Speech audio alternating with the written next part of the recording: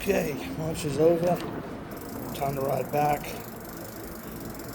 Hopefully I don't get any phone calls. I need to figure out how to make it work. I guess I could just not answer them. It's probably the easiest way, huh? Absolutely beautiful day today.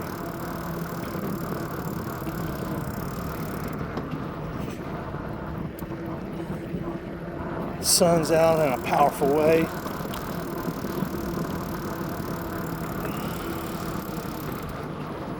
No rain. It's less than 100, so it's not just completely brutal. There's something about when it's humid and you hit 100 degrees, that's just really tough.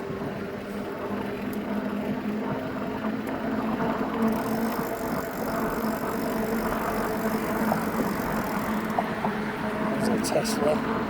A lot of Teslas in this area. And I don't see that many charging stations. So I'm assuming most of these people fill up at their house.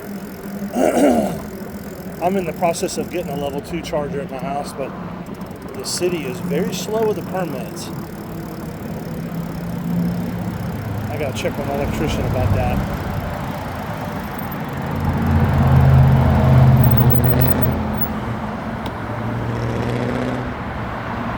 This is Highway 6 in between Manvel and Sugar Land. Well, Manvel's pretty far away, but call it Sienna. It's very busy, very densely populated area.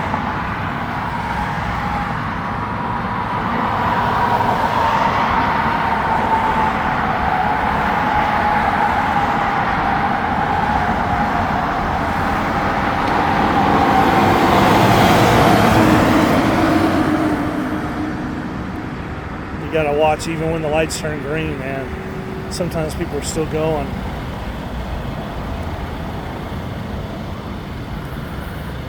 Which means when you do get a green light, you gotta go quick.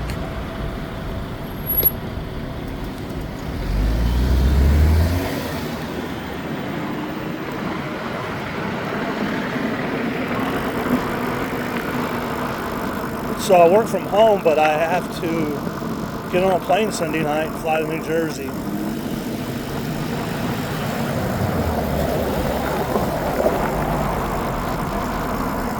It's a new position I have, so this really has more to do with me just meeting and greeting people and, you know, letting people see who I am, other than, you know, rather than me actually having a scope of work to do. There is some work going on there. Some networking equipment upgrades will be happening, but it's not really my scope of work to be doing it.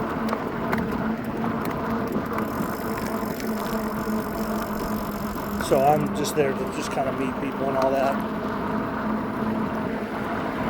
I've been working from home since March of 2020, which has been an interesting progression for me because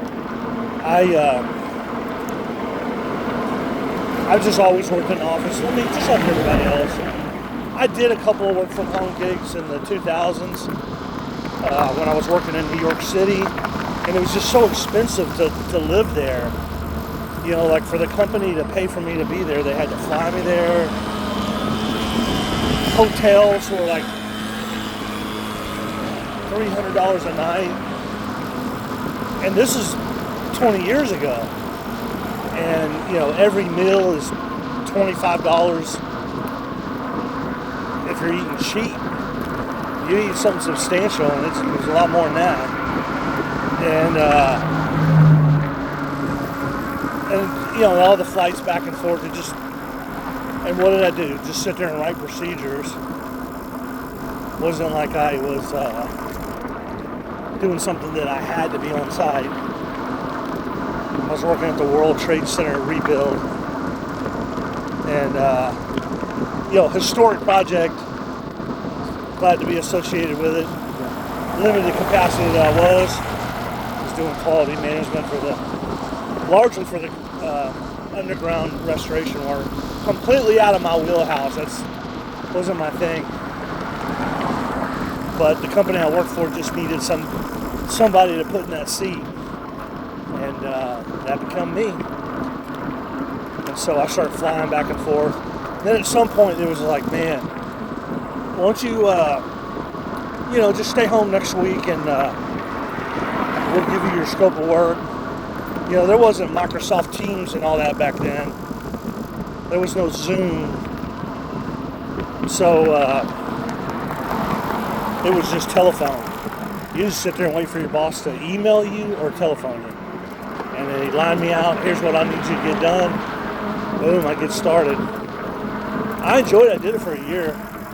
So I actually did a little bit of work from home before there was work from home. I like to say. And then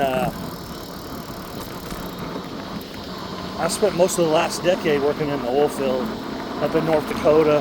I did a little bit in South Texas, a little bit in West Texas, but largely I was in North Dakota, which is called the Bakken. The Bakken Basin up by Williston. And I was actually living on the Fort Berthold Indian Reservation. And I had a very, hands-on job. I mean, I've always been associated with industrial control systems, but I, just had a very hands-on experience. And COVID hit, right? Like it started hitting in late 2019. We started hearing about it. And by March of 2020, it hit hard in America. And we went from don't come into the office, so just work from your truck, which we largely already did. Like, we didn't spend that much time in the office in the oil field. You're always driving out to sites and checking on things. I spent most of my time troubleshooting communication problems. It's stuff that, technically I was supposed to route down through a subcontractor to go look at, but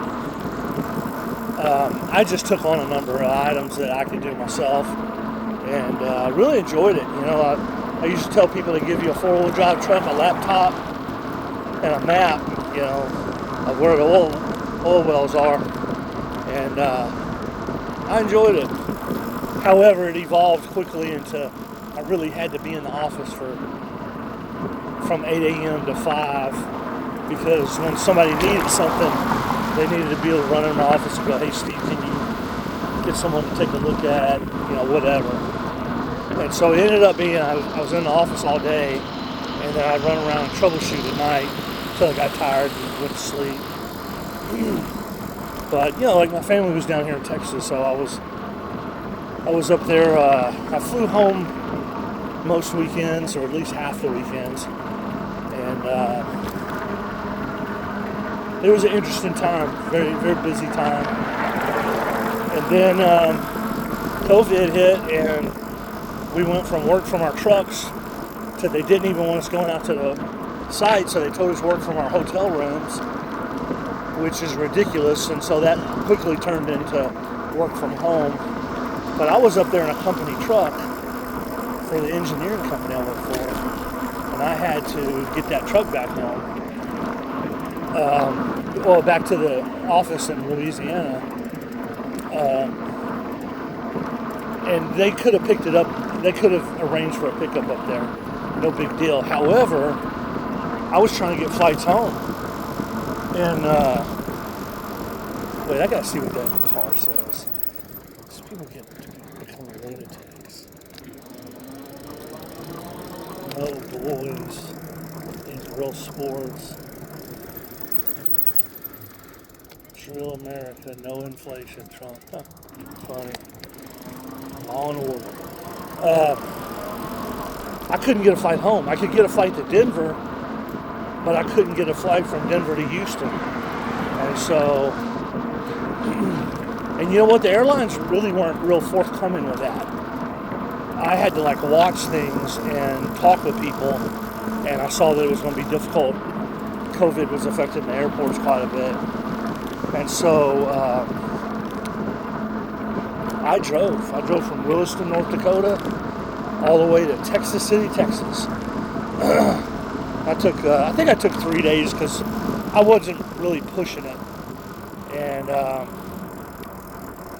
technically I was working, and that just involves me being on the phone and coordinating with contractors, sending them out on trouble calls. It was a critical infrastructure situation. So we didn't, things that we could let go, we let go, or let it, just let it ride. Like if a temperature went out that wasn't critical, we wouldn't necessarily dispatch somebody, but tank levels and stuff we had to. And so I just, coordinated work on my drive. I was in a brand new Dodge diesel Cummins 2500, and I just drove it all the way home, had a nice drive, and I had kept it at the house for a few weeks as I worked from home, but then things slowed up even more. The company that I was contracted out to was basically ceasing operations, and so I went on what's called the bench, and so the truck went back. Where am I fucking? I'm gonna take the shortcut again. Cut in front of this car. They're gonna yell at me soon enough. Every day I do this, and they're gonna catch me. But so then I went on the bench, which meant I went on half pay. So I'm sitting at the house, I don't have anything to do, and I'm getting half my normal pay, which, was pretty good. So my daughters were home with me. Now I was divorced at this point, or going through a divorce. Yeah, I was divorced, and but my daughters all come to live with me. Younger too. My older one, she was married and in her own house. She's my oldest is quite a young lady. She's going to turn 30 this year, continuing her education. She's got a great career, kind of like mine. It's kind of IT product related, and she works from home, has a beautiful house, and married to a fine young man. And so she was already established, but my younger two daughters, they lived with me, so it was great. Like, we were in the heat of the lockdown, remember that 3 to 5 months where it was just real serious, and they were trying to tell us we couldn't leave our houses and stuff. And it was a good time. We door dashed a lot.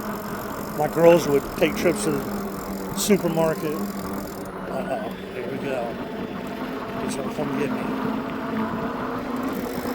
I'll record it, and I'll be real nice if he does.